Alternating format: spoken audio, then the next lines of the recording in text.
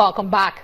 We're analyzing the budget 2017 beyond the figures. Before we took that time out, Professor Fatunde, you were telling us that the government should budget with a vision. Yes, the vision is going to dictate or should reflect the implementation of the budget. Today, according to the statistics of UNESCO, 65 million Nigerians are illiterate out of a population of over 200 million. Now, you are budgeting almost 4% of the 4% of the budget is dedicated to education and vocational training. The important thing is this: you must develop your human capacity to grow the economy, to encourage growth, to encourage rapid recovery. Can you imagine what 65 million Nigerians who can read and write would do to transform the economy? Well, we are talking about just 4% of that budget to education. If care is not taken the way we are going, I'm sorry to say this, Nigeria may become another Afghanistan, where the vast majority of citizens are illiterate. Human capacity must be encouraged. This is 21st century.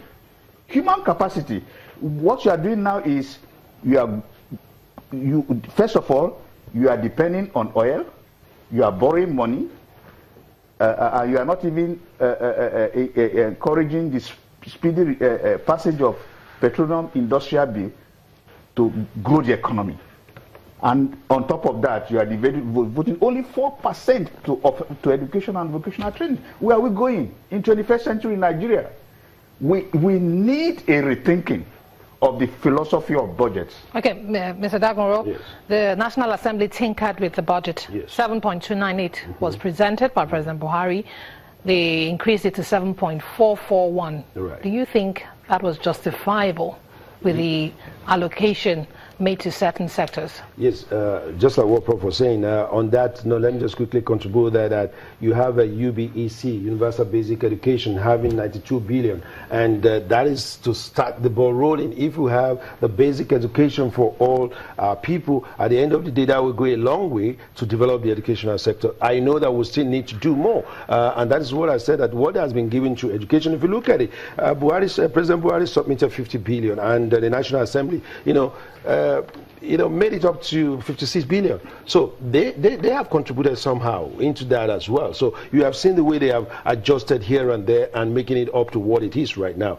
You can never have a perfect budget, no matter what you do. But what we're saying is that this budget in some area, if you look at defense, we need to have a good defense. I mean, giving it up to that. Someone even said defense is not even enough. But we have seen that the sectors are, excuse me, the sectors are being managed. For now, I don't think that this is the budget that would take us to where we're going. No doubt about it. This budget cannot take us to where we're going. But we have to have budget that the most important thing about most of our budgets and most of the things we do in this country is not just putting this on the paper. The idea is, how do we monitor this? The implementation, the monitoring, those are the issues that we have in this country. So even if we have deficit here and there, we're running this government, we have to have deficit in this kind of economy. No doubt about that. But if we're going to borrow money, what are we borrowing money for? If we are going to borrow money for specific infrastructures, as we said, we want infrastructure to create jobs and all that. But then the implementation, they see today you have a minister that will come out and say, no, we cannot implement this because of this and that. We have a lot of excuses. For every little thing you have excuses. Just like when the budget was, we're asking where's the budget? And the gentleman said, oh, the budget has been carried away by the police. Everything you do in this country, there is always one excuse for it, even if it doesn't do well. But now, let's begin to look at the implementation of what we even have, the monitoring of what we have, and then come back and say, look, we've done this well. This is the performance indices. We have scored ourselves maybe 70% or 85%. We cannot have 100%. Excuse me. But then at the end of the day, if you look at that, then you can say next year, let's improve on it. But let me tell you one thing. This budget is not the only budget that will take us out of the wood right now. So we just do you think there might be a supplementary budget along the line? the federal government, the executive have the right to do that. If along the line we feel that the executive feels that, look, this will not achieve the aim of what we want to achieve, I tell you what, they have the right to go back and say, look, we need more. And I think they will listen, because I think if you have a listening government that will say, look, this time around is quite different. If you look at what the assembly guys are saying, they brought a lot of brains and said, look, let's listen to people before we do it, so that we do it right. Let me take you back to 2016. How well would you say, as a financial analyst, how well would you say the 2016 budget fared performance-wise and implementation and monitoring-wise before we even dabble into the 2017?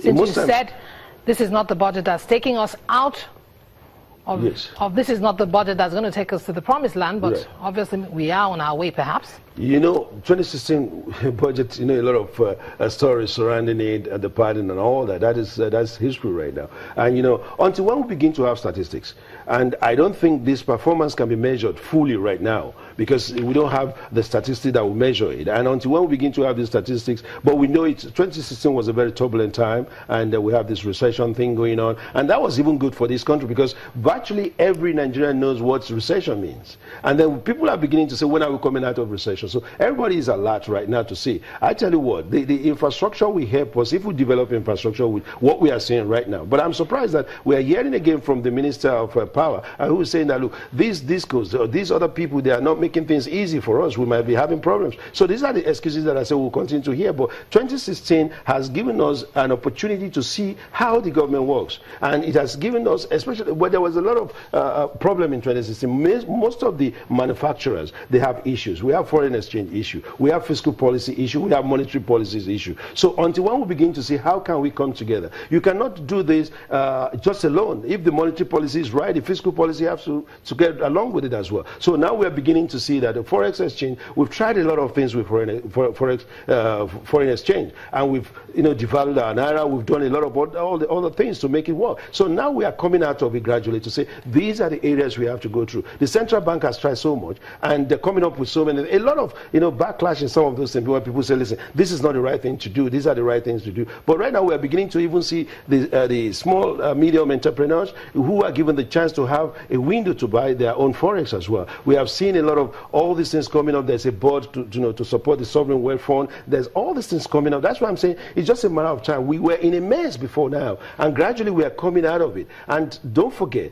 these the people behind this budget planning, they are Nigerians like you and I. And these guys they know what is going on, and they are going to support the government. I don't think the government can do it alone. But they have to give the manufacturers, the entrepreneurs, they have to give them the chance, and they have to put the right people to manage and monitor. It is, look at, the government came in and said, listen, we are going to make it possible for you to register your company within 48 hours, within 6 weeks.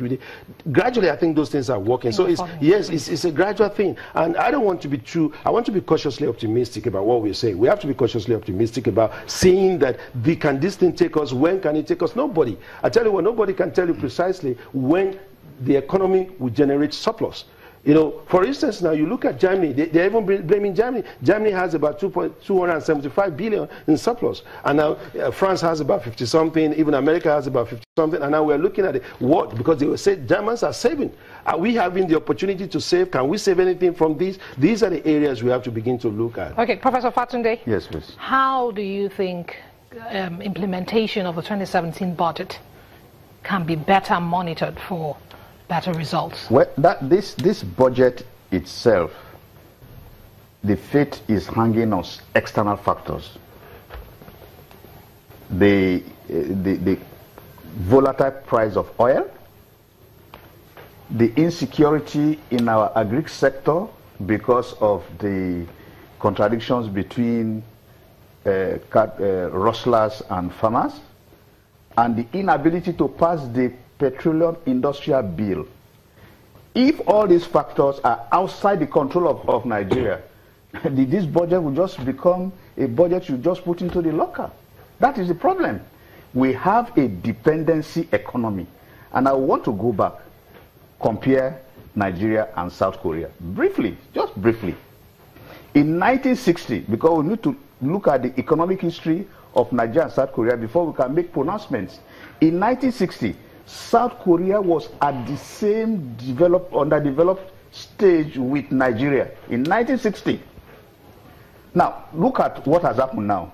within that period. South Korea has the fifth largest economy in the world. And what did they do to achieve that? They invested heavily in education and vocational training.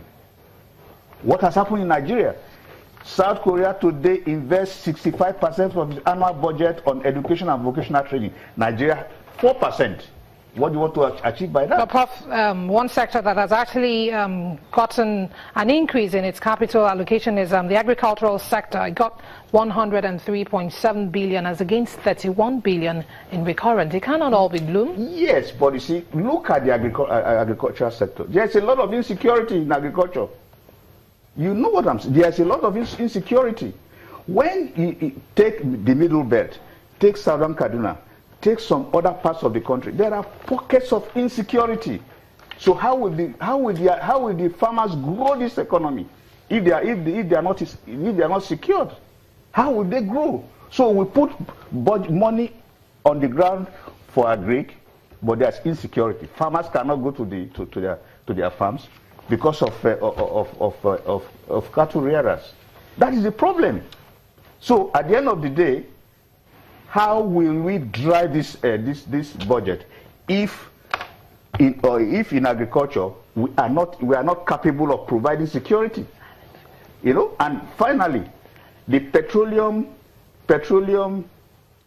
industrial bill that has been on for 10 years, up to today, that petroleum industrial bill that is aimed at opening investment in the oil and gas sector.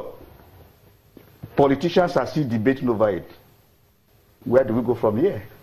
Where do we go from here if we are looking for money to fund the 2017 budget?